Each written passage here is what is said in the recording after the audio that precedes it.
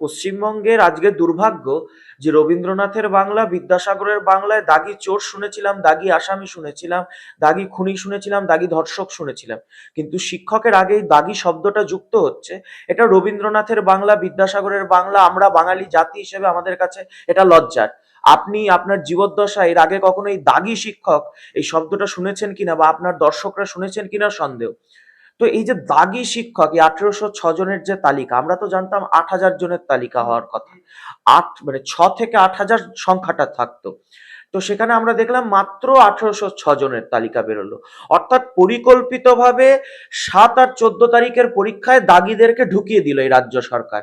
যাতে কি হয়, দাগীরা ঢোকা মানেই সুপ্রিম কোর্টের নির্দেশকে অমান্য করা। সুপ্রিম কোর্টের নির্দেশ ছিল একজন দাগীও পরীক্ষা দিতে পারবে না। এসএসসি চেয়ারম্যান আজকে দ্ব্যর্থহীন ভাষায় জানাতে পারলেন না যে কোনো দাগী পরীক্ষায় বসছেন না। মানে আজ এখনো চাল আর কাকড় একসাথে মিলেমিশে রয়েছে। তো ফলে এই পরীক্ষা, যেটা কালকে আমার আপনার কষ্টার্জিত অর্থের ট্যাক্সের টাকায় হতে চলেছে, সেই পরীক্ষাটার ভবিষ্যৎ নিয়েও সংশয় রয়েছে।